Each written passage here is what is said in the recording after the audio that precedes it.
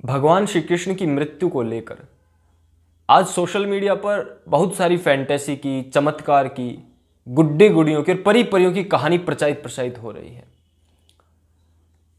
इसीलिए बहुत सारे लोगों ने कहा कि महाभारत से जो प्रमाणिक जानकारी है, श्री कृष्ण की मृत्यु हुई भी या नहीं हुई, तो कैसे हुई, किन परिस्थितियों में हुई और क्या हुआ था, सच क्या है, महाभारत में क्या है, ऐसी जानकारी बहुत सारे लोगों ने मांगी थी। और निश्चित रूप से बहुत महत्वपूर्ण है। झूठी कहानियां प्रचारित की जा रही हैं, लोग शेयर कर रहे धड़ल्ले से, पता ही नहीं सच क्या झूठ क्या है। तो इस वीडियो में आपको आधी अधूरी जानकारी या आधा अधूरा सच नहीं जानने को मिलेगा। महाभारत के ही श्लोक साइड में आपको दिखेंगे, हिंदी अनुवाद बड़ी संक्षेप में, ज्यादा लंबी वीडियो नहीं बनेगी, अंत तक जरूर देखना, बहुत महत्वपूर्ण विषय है। यदि आप श्री कृष्ण के, श्री राम के और सनातन धर्म के अपने आप को संवाहक मानते हैं तो निश्चित रूप से देखनी चाहिए वीडियो। तो श्री कृष्ण की मृत्यु का जो ये विषय है, इस विषय में आपको एक बात और समझ में आएगी साथ के साथ, जो आज मत, पंथ और संप्रदाय चले हुए हैं, चाहे ईसाई मत हो, मुस्लिम मत हो, बुद्ध आदि हो, जीसस, पैगंबर मोहम्मद, इन सब पर जो झूठी कहानियां और जो फैंटेसी की कहानियां बनाई हुई है, जो इनका आधार है झूठ का, इन मत पंथ संप्रदाय का, वो भी यहां से धराशायी हो जाएगा, वो भी हिलेगा यहां से। खैर, विषय तो हमारा श्री कृष्ण की मृत्यु ही रहेगा, वो तो साथ में आपको ऐसे ही समझ में आ जाएगा।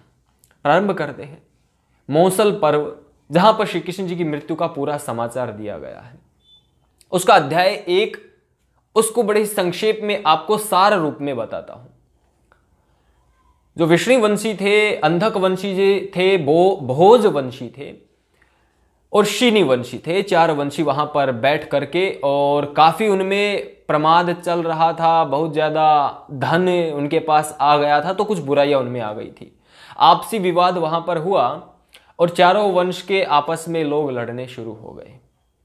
लड़ते लड़ते काफी लोगों की हत्या हुई वहां पर आपस में। श्री कृष्ण जी ने जब देखा कि उनका जो पुत्र प्रद्युम्न है वो लड़ाई को छुड़वाते हुए मारा जाता है, उनका पोता अनिरुद्ध भी मारा जाता है, भाई आदि और जितने भी क्षत्रिय सहयोगी होते हैं, मुख्य वो सब मारे जाते हैं। तो अंत में श्री कृष्ण जी सभी दुष्ट यदुवंशियों को, यादव वंशियों को समाप्त कर देते हैं। मुख्य रूप से 4 व्यक्ति बचते हैं, बलराम जी, श्री कृष्ण जी, बब्रू और दारुक। तो बलराम जी इस युद्ध से बड़ा ही आघात उनको लगता है और वो वन की ओर निकल पड़ते हैं। श्री कृष्ण, बब्रू और दारुक, ये तीनों भी बलराम जी के पीछे पीछे जाते हैं और थोड़ी दूर जाते ही पता लगता है कि वो एक वृक्ष के नीचे ध्यान की मुद्रा में बैठे हुए हैं। तो श्री कृष्ण जी दारुक को बोलते हैं, आप तुरंत जाइए कुरु देश की राजधानी हस्तिनापुर और वहां जाकर के अर्जुन को ये सारा हाल, यदुवंशियों के विनाश का हाल सुना दीजिए, ताकि वो पूरी देश जो हमारा ये है यहाँ पर आए द्वारिका और यहाँ की महिलाओं को, बच्चों को ले करके अपने राज्य में ले जाएं। तो दारुक रथ में सवार होकर सूचना देने के लिए अर्जुन को निकल पड़ता है।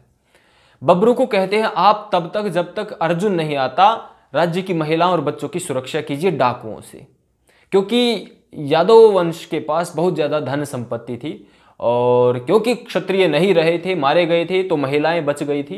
तो डाकू महिलाओं को छीनने के लिए, धन को छीनने के लिए तैयार रहते थे। तो बब्रू को भेज ही रहे थे कि बब्रू को एक तीर लग गया, किसी व्याध का तीर लगा था, बब्रू वहां पर मर गया। श्री कृष्ण जी ने देखा कि बब्रू मारा गया और दारुक अर्जुन के पास गया है, तो श्री कृष्ण जी ने स्वयं द्वारिका जाने की ठान ली और बलराम जी को कहा, भैया आप थोड़ा मेरा वेट कीजिए, इंतजार कीजिए, मैं जैसे ही वहां पर व्यवस्थापक जो लोग हैं और पिता जो हैं वसुदेव जी, उनको महिलाओं की स्थिति और छोटे छोटे बच्चों की जो वर्तमान स्थिति वो बता करके, उनके अधीन करके, सुरक्षित करके मैं वापस आपके पास आता हूं। श्री कृष्ण जी वापस आए अपने राज्य और वहां पर अपने पिताजी को सारा हाल बता दिया और उनको ये कहा कि आप तब तक रक्षा कीजिए, कुछ ही समय में अर्जुन यहाँ पर आ जाएगा। तो वसुदेव जी बड़े ही बुजुर्ग हो गए थे, बूढ़े हो गए थे। अंत में उनके चरण स्पर्श करके कहा कि मैं अब बलराम जी के साथ वन में तपस्या करने के लिए जा रहा हूँ। तो श्री कृष्ण जी जब जा रहे थे तो पूरी देश की जो महिलाएं थी वो रोने लग गई, श्री कृष्ण जी वापिस आते हैं, उनको सांत्वना देते हैं और कह रहे हैं कि हस्तिनापुर से अर्जुन आ रहा है आप सबकी रक्षा करने के लिए, आपको हस्तिनापुर ले जाएगा और आपकी वहां व्यवस्था कर देगा। इतना कह करके उनको ढांढस बंधा करके श्री कृष्ण जी वहां से निकल गए। और जैसे ही बलराम जी के पास वन में आते हैं तो देखते हैं बलराम जी ध्यान की समाधि की अवस्था में है और उनका अंतिम महानाग निकल रहा। महानाग, ये शरीर में 5 प्राण होते हैं और 5 उप प्राण होते हैं। जैसे मेरी पलक झपक रही है, जम्भाई लेता है व्यक्ति, हिचकी आती है, ये होता है।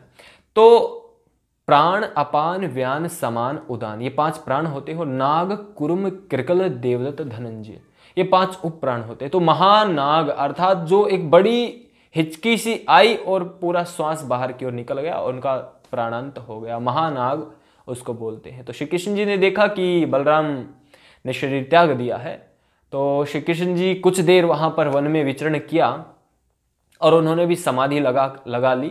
और थोड़ी देर बाद वो धरती पर लेट गए और धरती पर लेट करके उन्होंने महायोग अर्थात वहां समाधि की अवस्था में वो चले गए।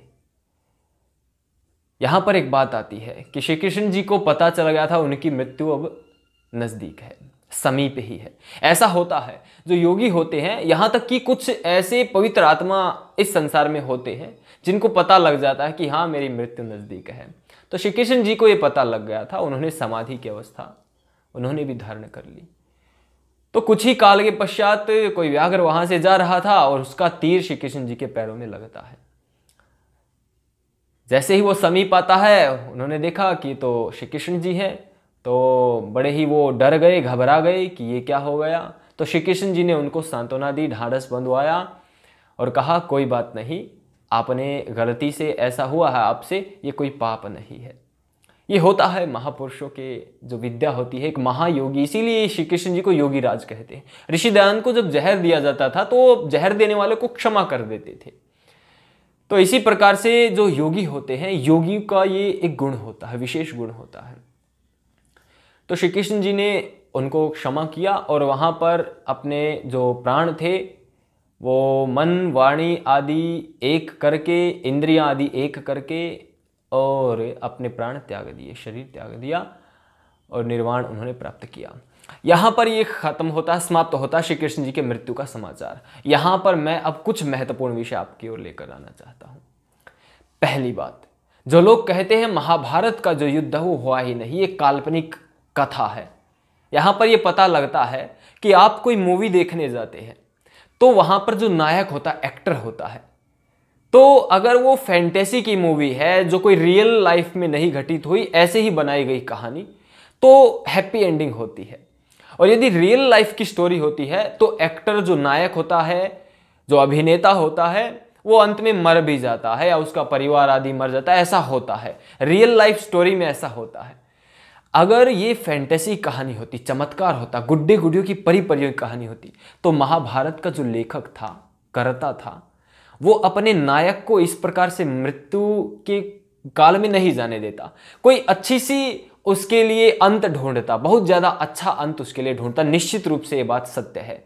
श्री कृष्ण जी का पूरा परिवार समाप्त हुआ, यादुवंशी समाप्त हो गए और इसके बाद अर्जुन जब लेने के लिए आया तो अर्जुन की भी पराजय हो गई। रास्ते में डाकुओं ने लूट लिया था अर्जुन को, वो आ गया था। कभी फिर से लेकर आऊंगा आपके समक्ष। ये मौसल पर्व का पहला और दूसरा अध्याय समाप्त कर दिया मैंने आपका। महाभारत का बहुत ही महत्वपूर्ण विषय आपने यहां पर बैठे बैठे यूट्यूब पर सुन लिया। थोड़ा सा आगे बढ़ता हूं इसी विषय को लेकर। एक तो ये समझ में आता है कि महाभारत का जो युद्ध है निश्चित रूप से अनुमान प्रमाण है कि घटित हुआ था, क्योंकि यहां पर कोई भी गलत जानकारी नहीं है और एक के बाद एक घटनाएं जुड़ी हुई है। यह नहीं है कि यहां पहुंचे हुए और अचानक से चला गया कहीं और। ऐसा धर्म ग्रंथ जितने भी ईसाइयों के, कुरान के आप पढ़ेंगे, कहीं कुछ कहीं कुछ कहीं कुछ, एक सीरीज होती है, उसकी एक के बाद एक चीजें जब घटित होती हैं तो निश्चित रूप से वहां पर सत्य जानकारी उपलब्ध होती है। उसको कहते हैं कारण सहित कार्य का होना। तो यहां कारण सहित कार्य हुए, एक के बाद एक, एक के बाद एक। ऊपर से श्री कृष्ण जी का जिस प्रकार से प्राणांत हुआ, बलराम जी का और अन्य जो महापुरुषों, और अर्जुन की पराजय होती है जब वो यदुवंशी की औरतों को हस्तिनापुर लेकर जाते हैं तो रास्ते में डाकू उसको भी लूट लेते हैं। इससे पता चलता है कि महाभारत युद्ध समाप्त होने के बाद अर्जुन आदि और अन्य जितने जितने राजाओं ने, चाहे चाइना के भगदत्त ने, चाहे अमेरिका दिन, जितने जितने राजाओं ने भाग लिया महाभारत युद्ध में, उन सबकी शक्ति क्षीण हो गई थी, समाप्त हो गई थी युद्ध के पश्चात। अस्त्र शस्त्र और सैनिक क्षत्रिय सब समाप्त हो गए थे। इसीलिए डाकू और जो जनजातियां जंगलों में रहने वाली थी वो भी काफी सशक्त हो गई थी, ताकतवर हो गई थी। खैर, मैं थोड़ा सा विषय को पुनः आगे बढ़ाता हूं। यहां पर जो योगी राज श्री कृष्ण कहा गया है उस पर मैं आपको लेकर आना चाहता हूं। जैसे ही श्री कृष्ण जी को तीर लगा तो यहां पर कराहने की, भय की या उनको दर्द हुआ, ऐसा कोई आभास महाभारत में और इस प्रकरण में दिखाई नहीं दे रहा है। और ये सत्य भी है। जो एक योगी होता है उसकी जीवात्मा बाहरी इंद्रियों के संपर्क में कम रहती। मैंने कहा था ना कि समाधि की अवस्था में जाने से पहले उन्होंने जो इंद्रियां थी उनसे अपनी जीवात्मा को अलग करके ईश्वर की ओर लेकर वो गए थे। तो शरीर से जब हमारा संपर्क कम हो जाता है, बिल्कुल तो नहीं छूटता लेकिन अत्यंत ही अल्प हो जाता है, बिल्कुल तो मृत्यु के बाद छूटता है, तो फिर हमारा ध्यान ईश्वर में लग जाता है। और जो दर्द होता है शरीर पर, जो यातनाएं दी जाती हैं, जो अत्याचार होता है शरीर पर, उसका आभास कम होता है। ये बिल्कुल सत्य है। श्री कृष्ण योगीराज थे, इसमें कोई दो राय नहीं है। आपको इस चीज को समझाने के लिए एक डेली लाइफ का उदाहरण देता हूं। जब आपका कोई हाथ पैर टूट रहा होगा या टूटा होगा या प्लास्टर यहां पर चढ़ा होगा या कोई और चोट लगी होगी, टांके कहीं आए होंगे, कोई छोटा मोटा ऑपरेशन हुआ होगा, तो ऑपरेशन के बाद जब आप घर में लेटे होंगे, टीवी चलाना आपका जो दर्द है, जो चोट पर ध्यान है, वहां पर कम ध्यान जाएगा, आपका दर्द कम हो जाएगा। क्यों? क्योंकि आपका जो मन है, आपका जो ध्यान है वो कहीं और लग गया है।